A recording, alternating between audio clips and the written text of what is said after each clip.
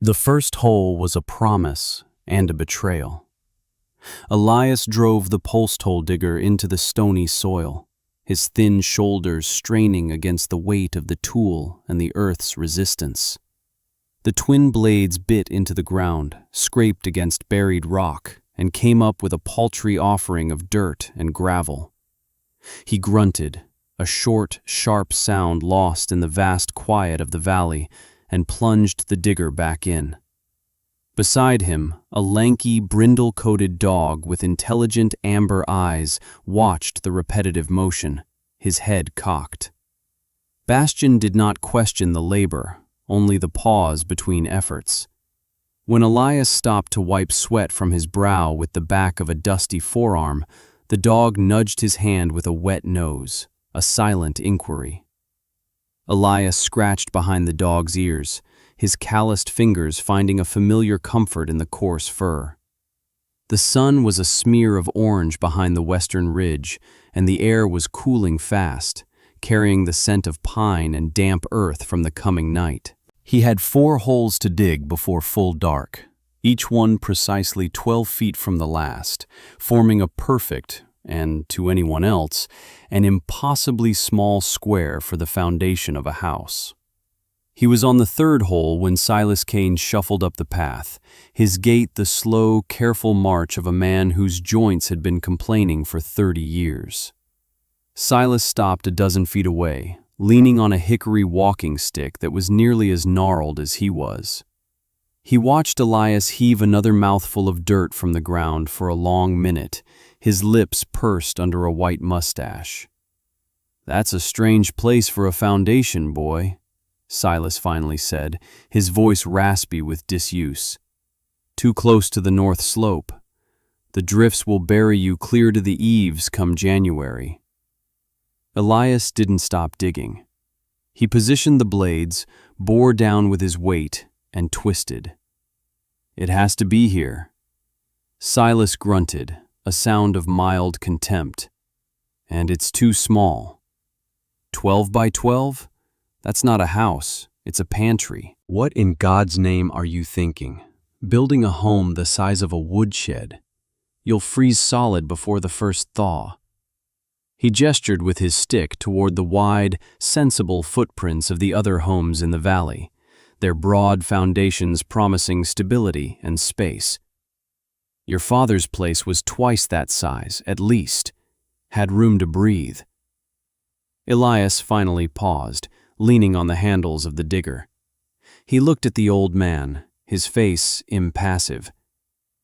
"I have a plan." "A plan," Silas repeated, shaking his head slowly. The dismissal in his tone was absolute. "We all had plans when we were 19.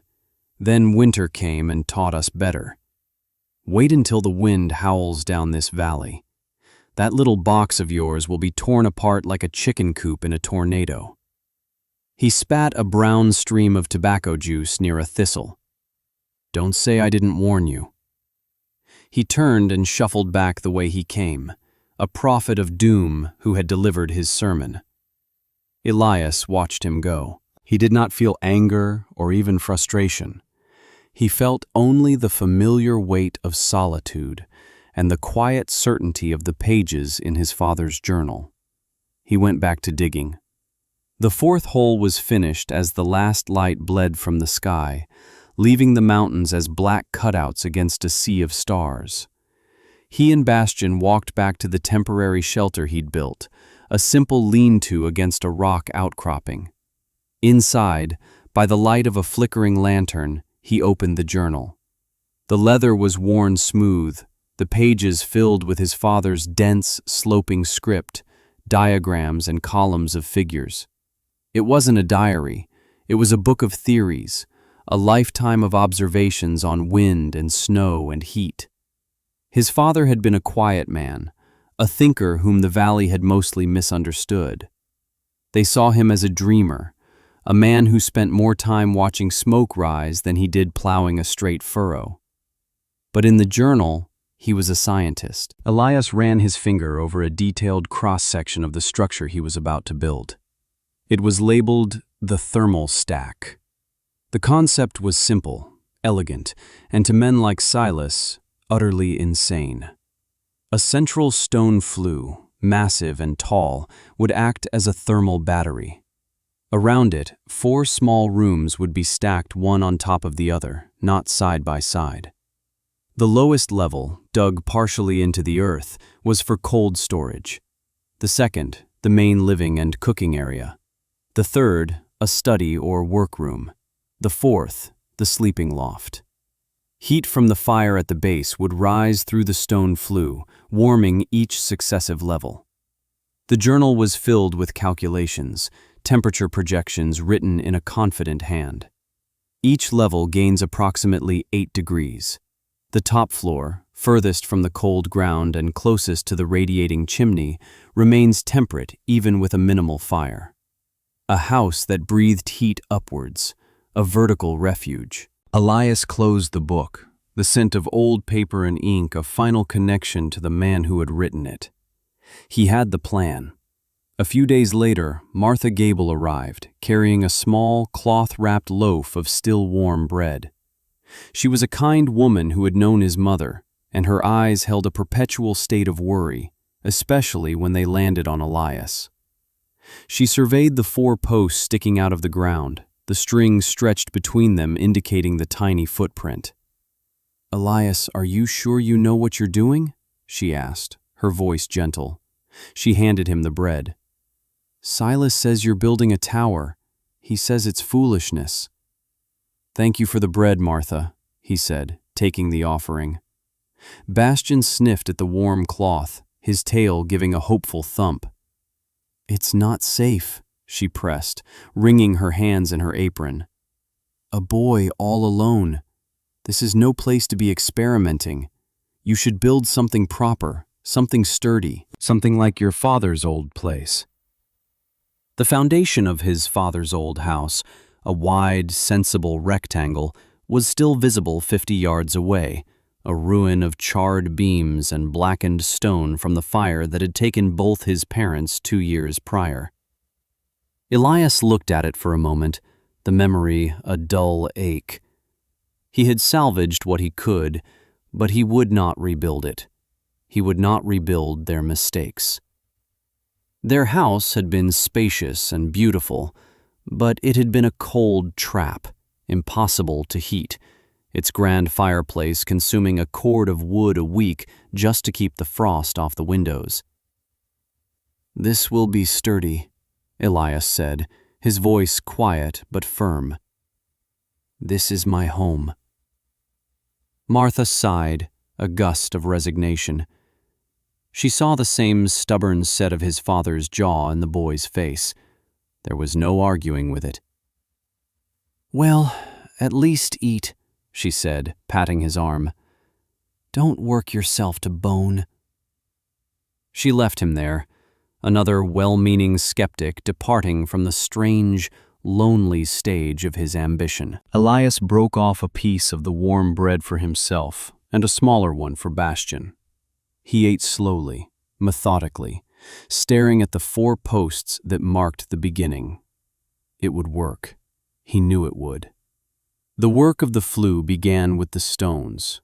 For 2 weeks, Elias and Bastian made the trip to the creek bed a mile down the valley. He chose the stones with care, seeking flat, stable granite pieces he could lift, his hands measuring their heft and balance. He used a wooden sledge to drag the larger ones, the runners groaning over the rocky ground. Bastian trotted alongside, occasionally picking up a stick and carrying it as if it were his own vital contribution to the project. Back at the site, Elias sorted the stones by size, creating neat piles that grew into small gray monuments to his labor.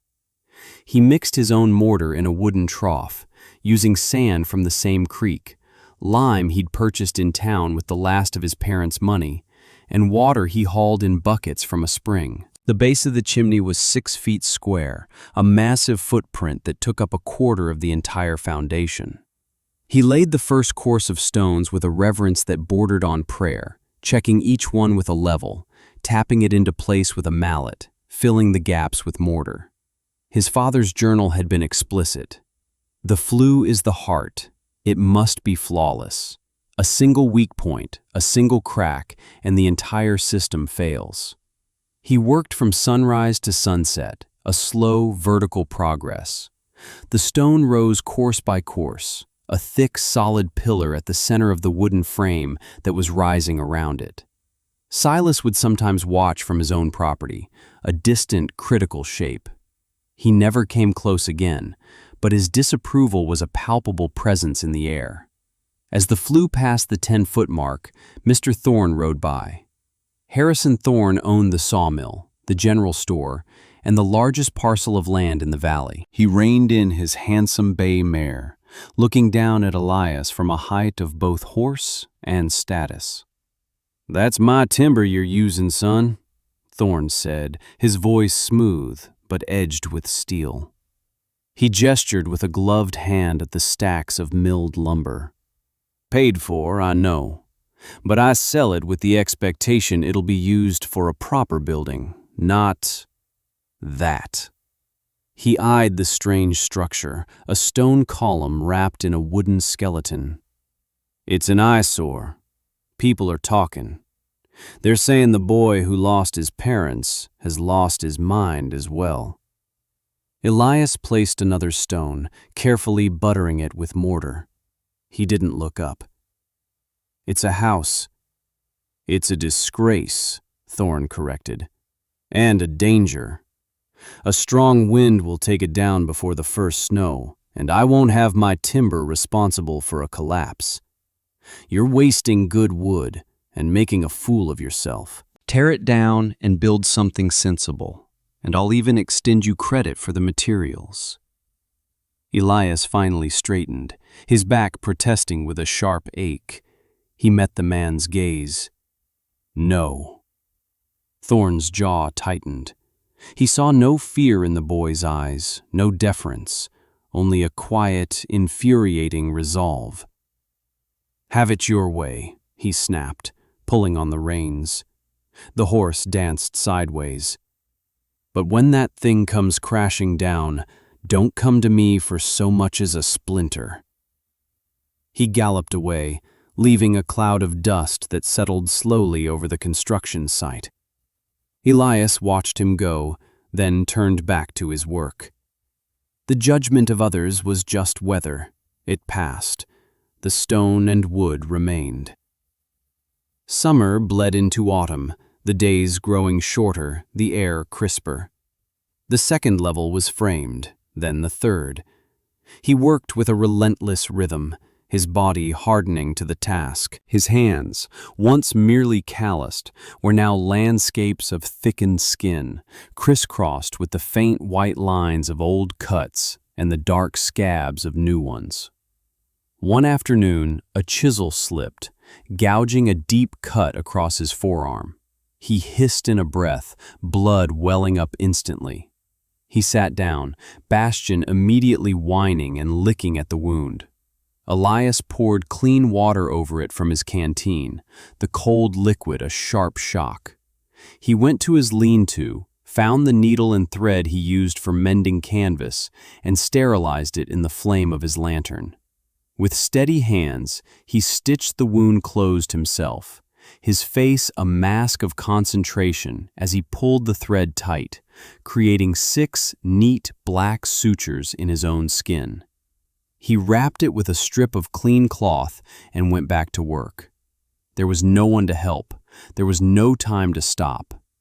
It was during this time that Lena started visiting. She was the town blacksmith's daughter, with clear, curious eyes and hands that were, like his, accustomed to work.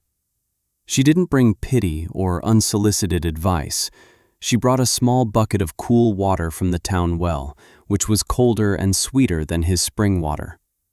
She set it down and watched him work, her silence comfortable. "Why is it so tall?" she asked one day, her head tilted as she looked up at the 3-story frame. It was the same question everyone asked, but her tone was different. It held genuine inquiry, not mockery.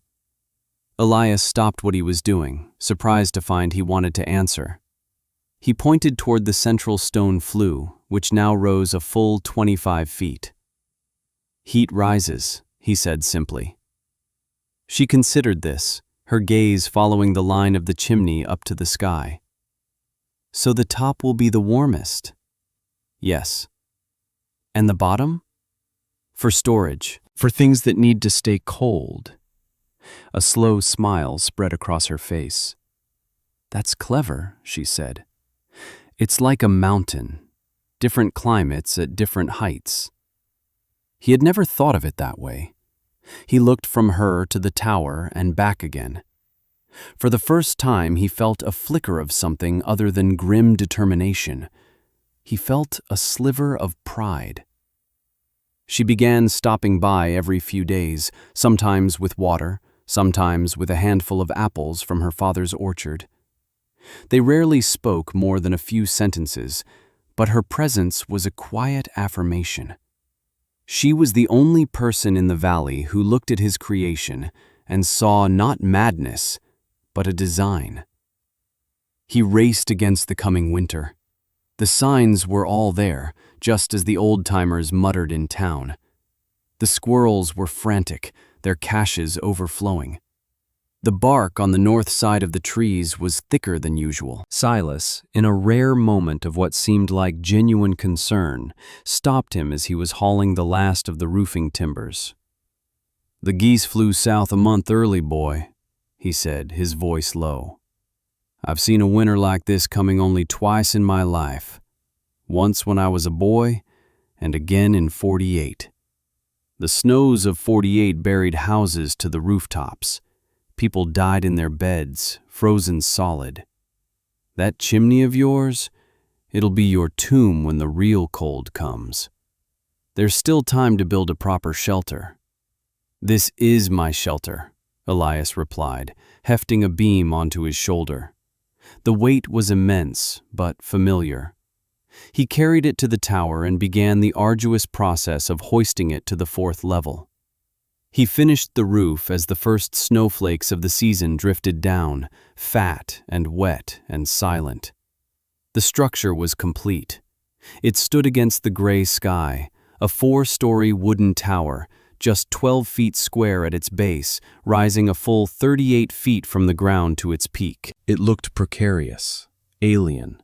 A defiant finger pointed at the heavens.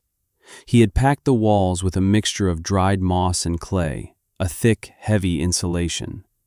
He had built the small windows himself, fitting 3 panes of precious glass into each frame to trap the air between them. A narrow spiral staircase hewn from thick planks wound its way up the inside, hugging the central stone flue. That evening, with the snow falling steadily outside, Elias laid the first fire in the hearth at the base of the chimney. He used dry kindling, then seasoned oak. The fire caught quickly, the flames roaring to life, their light dancing on the stone walls. Bastian lay before it, his body soaking in the immediate heat. Elias closed the heavy, insulated door and began his inspection. He climbed the spiral stairs, his hand resting on the stone of the flue. On the first level, the living space, the stones were already radiating a gentle warmth. The air, which had been bitingly cold, was now merely cool. He climbed to the second level, the small room he'd designated as a workshop. It was warmer still. He could feel the difference on his skin, a distinct shift in the atmosphere. He continued to the top, to the small sleeping loft under the angled roof. Here, the air was comfortable, almost cozy. The heat, trapped by the insulated roof and pouring from the stone core, had created a pocket of warmth. He went back down and fetched the thermometer his father had kept. He placed it on the floor of the ground level, the cellar. It read 34 degrees. He took it to the first living level, 42 degrees. The second level, 50 degrees. In the sleeping loft, the mercury settled at 58 degrees, a 24-degree difference from bottom to top. It was working, just as the journal had predicted. Outside, the snow was beginning to pile up, driven by a rising wind. Elias sat by the fire, listening to the storm begin its assault. Bastian rested his head on his master's knee. The tower groaned slightly as a powerful gust hit it, but it was a deep, solid sound. The sound of deep-sunk posts and well-cut joints. He was safe. He was warm. He was home. The storm that came was not a storm. It was a war. For 3 days, the world outside the tower ceased to exist, erased by a blinding, shrieking whiteness. Elias had never heard a wind like it. It wasn't a howl. It was a physical scream, a solid wall of sound that pressed against the tower, seeking any weakness. The snow wasn't falling. It was moving sideways, a horizontal blizzard of fine, sharp particles that scoured the very air. He kept the fire small but constant, feeding it from the generous stack of wood he'd stored on the ground level. The flue became a pillar of life, a warm spine holding the house together while the world tore itself apart. He moved between the levels, checking the joints, the windows, the temperature. The gradient held steady. Cellar, 34. Living floor, 43. Workshop, 51. Sleeping loft, 59. The little tower, the valley's great folly, was performing its function perfectly. It was a bastion of warmth and stability in a universe of frozen chaos. On the second night of the storm, through a momentary lull in the wind's shriek, he heard it. A frantic, muffled pounding on the heavy oak door. Bastian shot to his feet, a low growl rumbling in his chest. Elias quieted him with a hand on his back and descended the stairs. He had to put his shoulder into the door to open it, pushing against a newly formed snowdrift. A figure, completely covered in snow, stumbled inside and collapsed on the floor. It was Martha Gable. Her face was pale blue, her lips tinged with purple. Ice clung to her eyebrows and hair. "My roof," she stammered through chattering teeth. "The weight, it came down." Elias slammed the door shut against the storm and helped her to her feet.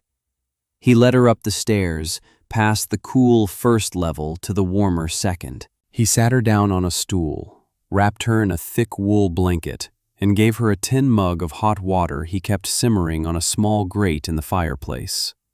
The warmth of the room was a shock to her system.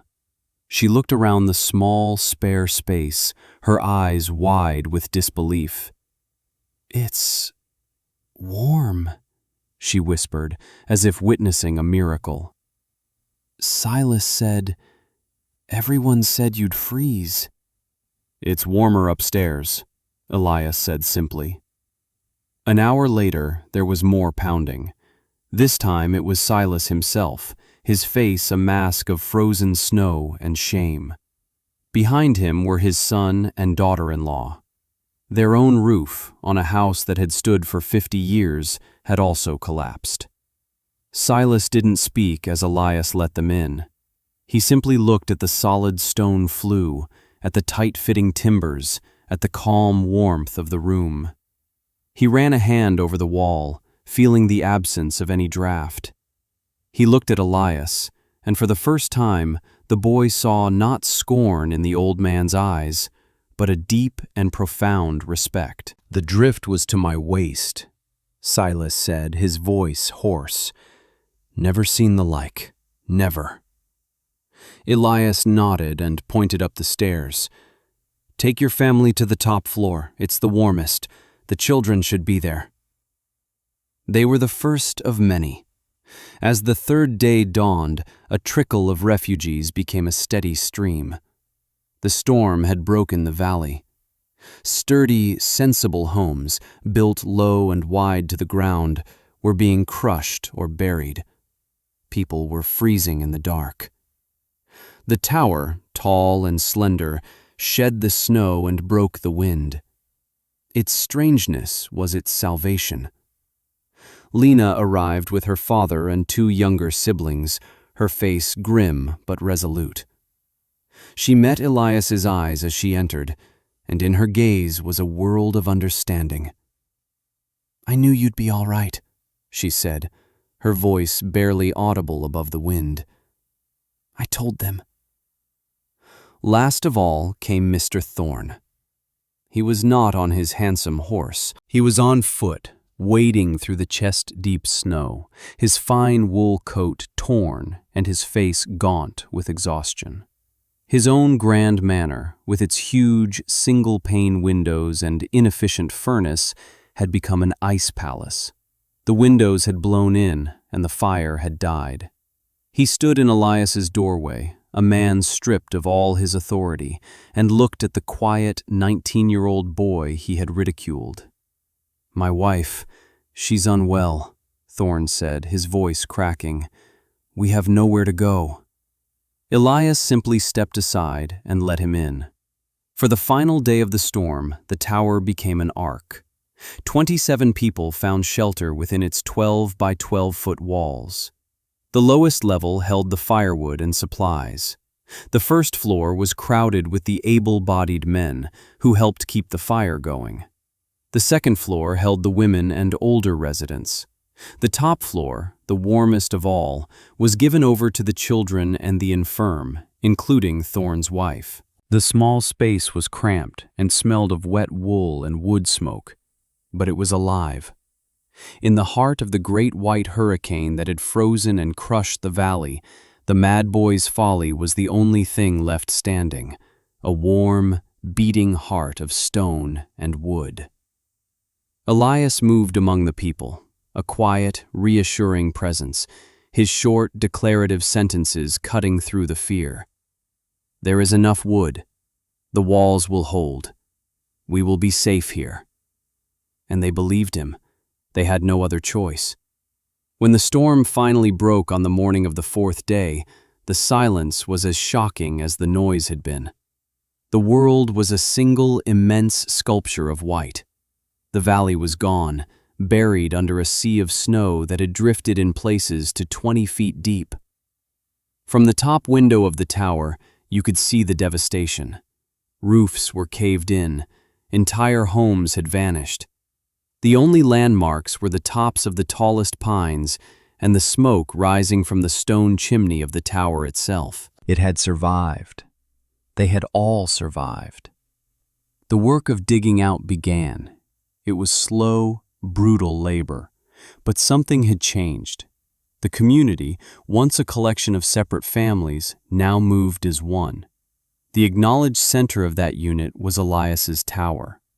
In the days that followed, Mr. Thorne, a humbled and grateful man, opened his lumber mill to everyone, free of charge. "Take what you need to rebuild," he announced, standing in the shadow of the tower. He turned to Elias and spoke before the entire gathered community. "I was wrong," he said, his voice clear and steady. "This boy's wisdom saved us. His father's vision saved us.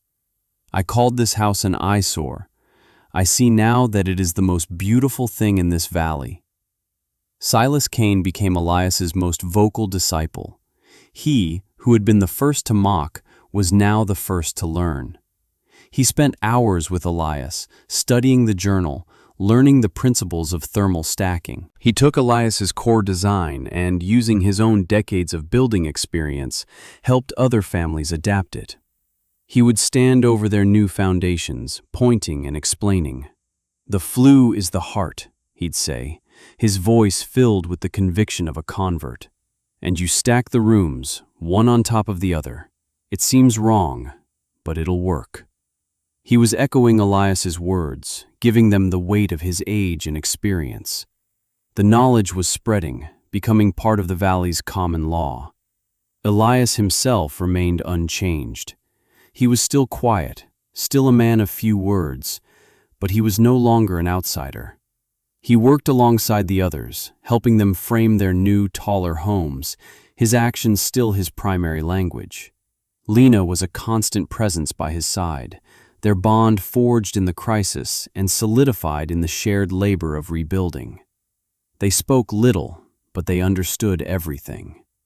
The valley was scarred, but it was alive, and it was learning. The single strange tower had become a blueprint for survival. Years passed. The valley healed and grew.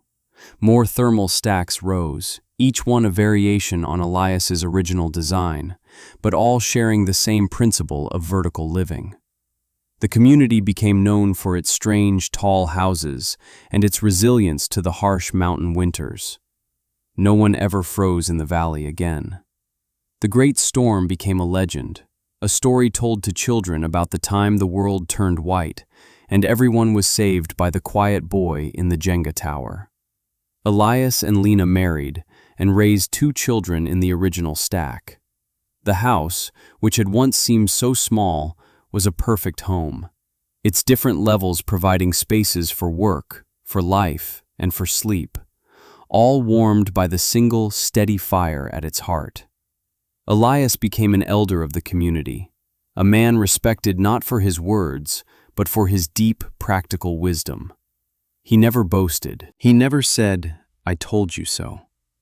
He simply lived, a quiet testament to the truth he had built with his own 2 hands. Bastian grew old. His brindle coat became shot through with gray, his amber eyes clouded with age. He spent his days sleeping by the fire on the 2nd level, the warmest spot in the house next to the loft. One autumn evening, as Elias sat reading his father's journal again, the old dog rested his heavy head on Elias's lap, gave a soft sigh, and drifted into a sleep from which he would not wake. It was a peaceful end to a loyal life. Elias carried his friend's body out to the base of the hill and buried him beneath the sprawling branches of a great oak tree where they had often rested during the tower's construction. He carved a simple stone marker, Bastian, a faithful witness. Decades melted away like spring snow. Elias's hair turned the color of Silas's had been, his shoulders stooped from a lifetime of labor, but his eyes remained clear. He watched his children grow and build stacks of their own. He saw grandchildren born in the warmth of the tower he had built. One winter morning, at the age of 81, he passed away peacefully in his sleep, in the warm top loft of his home, the place closest to the sky. The entire valley mourned him. They buried him under the great oak, next to his dog.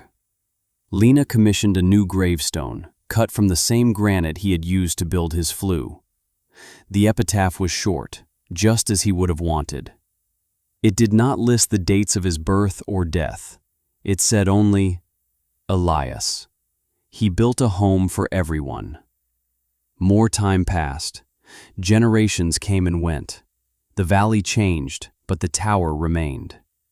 It stood on the north slope, its wood weathered to a silver gray, its stone flue dark with the smoke of 100 winters. It was a landmark, a monument.